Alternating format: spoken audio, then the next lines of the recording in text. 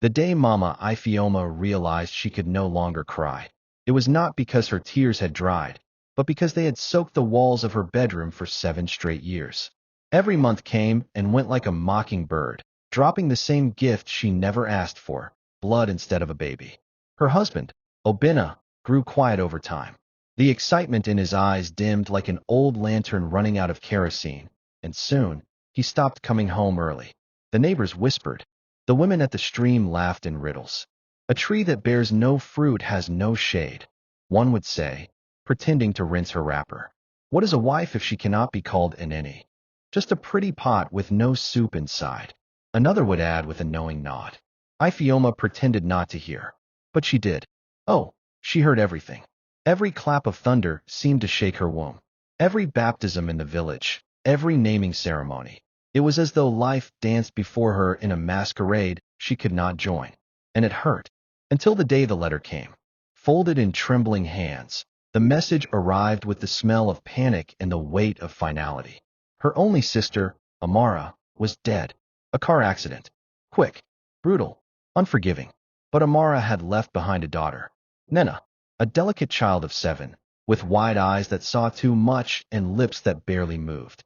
She arrived at Ifioma's compound holding a raffia bag with only one dress and a photograph, one in which her mother had wrapped her arm tightly around her, the love frozen forever in glossy black and white. And just like that, Ifioma's house was no longer empty. At first, Nena barely spoke. She moved like a shadow through Ifioma's house, quiet, obedient, always watching. She never asked for food, but always cleaned her plate. She never asked for clothes, but wore the same blue gown her mother had packed, washing it every evening by hand and drying it over a rusted nail in the back of the kitchen. The neighbors started to notice the girl, and they whispered again, but this time with softer tongues. See how that girl behaves, so calm. Mama Alama told her friend as they tied bundles of ugu leaves at the market. You would think she was born in the palace, not plucked from tragedy. Ifioma, meanwhile, felt something shifting in her home. The silence that used to echo through the house now hummed with soft footfalls and small laughter. Nina brought light into rooms that had long sat in darkness. Her small hands mopped floors with care. Her voice, when it finally came, was tender, melodic, like the first birdsong after a heavy rain. And Ifioma, she fell in love with the girl.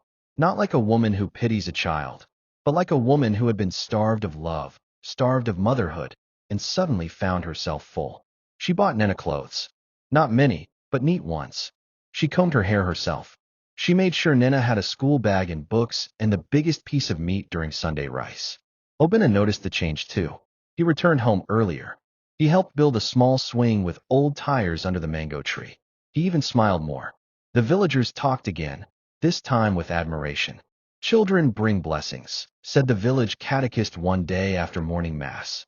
Sometimes, the child God sends is not born from your womb, but from your tears. And then it happened. One morning, while pounding yam under the shed, Ifioma felt dizzy. At first, she thought it was the heat.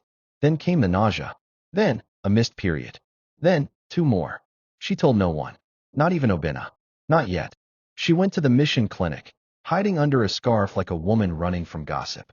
When the nurse smiled and said, "Congratulations, you are 3 months gone," Ifioma fell to her knees. She wept like the barren woman in the Bible who had touched the edge of Christ's garment. The pregnancy became the biggest news in the village, more talked about than the price of palm oil or the rainy season delay. After 7 years of empty hands, God had answered. It's that girl, people said, eyes wide with awe. The sister's daughter brought luck with her feet. She cleared the road for blessings. If you treat another's child well, God will give you your own. They chorused, nodding in agreement. And Ifioma believed it too. She carried Nina everywhere during her pregnancy. Church, market, antenatal visits. She would place Nina's hand on her growing belly and whisper, "Your brother is coming." When her daughter was born, she named her Kizaram. God answered me. Everything changed, but not in the way people feared. Ifioma loved Nina still. She still clothed her, still called her my first child, still braided her hair on Saturdays. But something subtle had shifted. A new son had risen. A daughter from her blood now lay cradled in her arms. Years passed. The house became fuller. Laughter echoed louder. Nina, now in her teens, took on more responsibilities. She swept. She cooked. She fetched water from the stream with the other girls, balancing the heavy calabash on her head like it weighed nothing. She knew where every pot belonged in the kitchen. She knew how to cut okra just the way Obina liked it, thin and smooth like river grass. But slowly, the winds of affection began to blow in one direction only. Kizaram. She wore the newest dresses from the market. She had gold earrings from Onitsha. She did not touch broom or basin. Her job was to look pretty, to study well, and to shine like the moon. Nina still got her own things, but they were faded hand-me-downs now. The wrappers had holes. The sandals were too tight. The blouses were always a little too small. The villagers noticed again. They said nothing to Ifioma, but their eyes said enough. One day, Mama Ejima called Nina aside at the stream. "Are you okay, NWAM?" she asked, resting her bowl of cassava on a rock. Nina smiled faintly and nodded. "Yes, Ma. You fetch the most water. You cook the best soup. But I never see you wear new clothes anymore."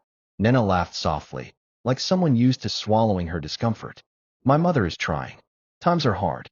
Mama Ejima looked at her for a long time, sighed, and said, "Just remember, God sees all. Every hand that sweeps in silence will be rewarded in thunder." Back at home, Ifioma had begun to speak differently. When she was tired, she would mutter, "If I had known, I would have left you with your people. You're growing into a woman now. You'll soon be causing problems." Nina would say nothing. She would tighten her wrapper, pick up the broom, and sweep again. But her heart was learning silence the way birds learn flight, from watching others and knowing when to fly away. It was the harmattan season. The wind carried dust like secrets, dry, restless, and everywhere. The trees stood naked, their leaves curling in silent protest, and the earth cracked under the heat. Even the hens seemed to lay fewer eggs. In the village of Yumyuk, life slowed down under the dry breath of nature. Nina, now 17, had become a young woman. She had hips that curved like yam mounds, arms that worked like strong ropes, and eyes that no longer flinched when insulted. She moved with a quiet strength, calm, respectful, never talking back, but never asking for much either. She was the first to wake, the last to sleep. She knew how to make a kazi soup from memory and split firewood like a seasoned hunter. The village girls mocked her. "Are you a servant or a sister?" they would sneer. But some envied her, not because of her clothes or her standing, those were low, but because of her hands, her beauty, her poise, and the way their mothers whispered behind closed doors, "If my son brings a girl like Nina, I will dance to the gods." One morning, while returning from the stream with a pot balanced on her head, a man drove into the village square. He didn't come in a bicycle like most suitors. He didn't even walk. He came in a long, black jeep with tinted windows and guards in the back. A fat man with skin that glistened like palm oil and a wristwatch bigger than a baby's face. He had gold rings on 4 fingers and wore a red cap like a chief. His name was Chief Ebubigu, a billionaire trader who lived in Abuja but was born in Yumyuk. He had returned to find his 6th wife. The village went mad. Women began to bathe in the river twice a day. Girls rubbed palm oil on their legs to shine brighter. Mothers whispered to their daughters, "If he looks your way, smile like a wife, not like a goat." And then the unthinkable happened. He chose Nina. She had gone to sell vegetables at the market that day, and Ebubigu's convoy had driven past. Her simple blouse stuck to her from the sun, her wrapper barely covered her knees, and her feet were coated in dust. But something about her, maybe her humility, maybe her silence, made the chief ask, "Who is that girl?" The next day, he was at their compound with wine. Ifioma almost dropped her tray. "Her?" she asked, blinking. "You mean that one? That is my late sister's daughter. Just a girl we are training. I have a real daughter, my own blood." The chief paused. "Where is your own daughter?" Kizaram came out, lips glossed, skin shining with coconut oil, and perfume clinging to her like a wealthy woman's daughter. She smiled, and the chief looked her over once, then twice. "She is fine too," he said, eyes flickering. "Very fine." Ifioma leaned in. "She will make a better wife. Nina is just helping us in the house. That one was not raised with status. My own daughter is the real fruit of this house." And so it was settled. Chief Ebubigo left, promising to return with more wine.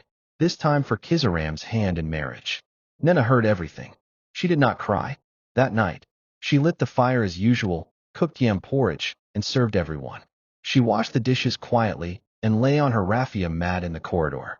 But her soul was no longer in that compound. The chief came weeks later with 20 cows, 5 goats, bales of wrappers, a truckload of rice, and a promise of gold. Kizaram was married off in grand style. The whole village danced. Ifeoma wore lace with sequins and shoes from Italy. My daughter is now a billionaire's wife, she boasted. Some people's daughters only know the way to the stream. But not long after Kizaram moved into the big mansion in Abuja, the phone call slowed. Her voice grew tense. She complained of fighting other wives, of loneliness, of a husband who only came to her room once a month. Ifeoma waved it off. You have money, that's what matters. Endure it like other women. Back in Yumyuk, Nina continued her duties. But her name no longer trended in the whispers of admiration. It was like she had become invisible. Until the stranger came. His name was Chuka, a tall, dark-skinned man with quiet eyes and a gentle smile. He came from the next village, working as a farmer. He sold yams and cassava and always brought his goods on a wooden cart. He wasn't loud or boastful, but he watched Nina every time she bent to arrange vegetables or greeted him with 2 hands and a bowed head. One day he approached Ifeoma. I want to marry Nina, he said. Ifeoma laughed. Marry? That one. She is special. She works like 10 people. She has no pride. You're a farmer, Ifeoma snapped. Good. She is not for the rich. That's where she belongs. She didn't even ask Nina what she wanted. Within weeks, she forced the girl into a small, rushed marriage ceremony. No lace, no music, just 2 bottles of hot drink and some yams. This is your place, she said coldly. People like you don't marry chiefs. But what Ifeoma didn't know was this. Chuka was not just a farmer. He was Prince Chuka Namdi, son of the late king of Iziama, sent to live among the commoners to find a wife with humility and strength, one who wouldn't marry him for his wealth or crown. And in Nina, he had found her. After their small wedding, Chuka took Nina away. 1 year later, the entire village of Yumyuk heard that their house girl had become a queen in Iziama, married to a prince, living in a palace, wearing gold that made Chief Ebubigu's riches look like play. The same girls who mocked her now used her name in prayer points. And Kizaram, Chief Ebubiga, died in a mysterious illness. His greedy family came with lawyers and chased all his wives out, stripping them of everything. Kizaram returned home with 3 children and no house. Her beauty faded. Her perfume was now sweat.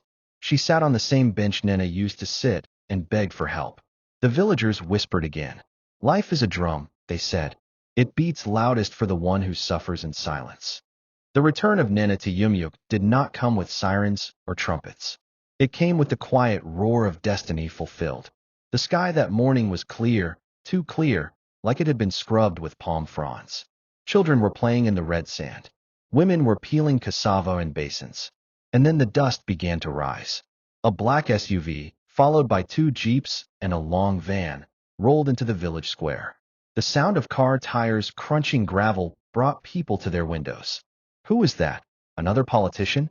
No, wait, that woman in the first car, in. It's her. Nina. The crowd swelled like ripium bursting from the soil. Heads turned. Mouths dropped. Children stopped playing. Even the goats lifted their heads. It was not just that Nina had returned. It was how she returned. She stepped down from the car slowly, dressed in George wrapper, her blouse glittering with tiny coral beads, her gelly wound in royal folds, her neck layered with ivory beads that only titled women wore. Her skin glowed. Her eyes were calm. And by her side was Prince Chuka, in his white native, red cap slightly tilted, with the calm authority of a man who knew his roots and wore his crown quietly. They had returned for the New Yam Festival, at the special invitation of the king of Yumyuk himself. And the talk of the village changed again. So it's true. That girl is now a queen. The woo. That farmer was a prince. Ah, this life. Ifeoma has lost oh. Ifeoma did not come out of her hut that day. She sat by the corner of her room, biting the edge of her wrapper. Her hands trembled as she stared at the compound, Nina's old compound, that now stood brighter than ever. Everything she had denied Nina, the world had given her in multiples. People came bearing gifts to greet the royal visitors. Cola nuts, palm wine, roasted yam. They danced. They sang. The town crier announced her name across all 8 villages. Nina, daughter of the late Amara, now queen of Iziama, returns to her mother's land. Even the masquerades danced differently that year. When the ceremony ended and the crowd had gone, Nina sent for Ifioma. The older woman came slowly, dressed in an old wrapper, her eyes sunken with shame. She could not lift her head. "My queen," she said, falling to her knees. "Forgive me." Nina looked at her for a long time. The silence was deep. Not even the wind dared move. "I fetched water for this house," Nina said calmly. "I washed your clothes. I ate from your firewood. I slept on your corridor. But I never disrespected you." Ifioma nodded quickly, tears streaming. "It is true, my daughter." "I was not your daughter," Nina said, voice steady. "Not when you told the rich man I was nothing. Not when you threw me away like palm husk." Ifioma broke down. "Please. I was afraid. I was jealous. I was wrong." Kizaram came out too, dragging her 3 hungry children behind her. She looked nothing like the girl who once wore perfume and lace. Her blouse was torn. Her feet were dusty. She looked at Nina with empty eyes. "I lost everything," she whispered. "Mama said you were blocking my shine. But I had no shine. I was only standing in your shadow." And for a moment, Nina wanted to feel triumph. But she couldn't, because pain, even when paid back, leaves a scar. So she reached forward and touched Kizaram's child gently on the cheek. "Let them eat," she said.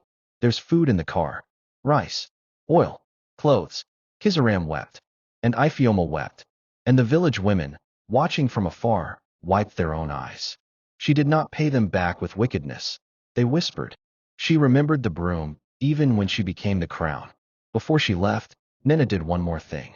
She walked to the small bush behind the house, the same bush she used to cry in as a child when nobody could see. She knelt down and whispered to the earth, "Mama, I made it."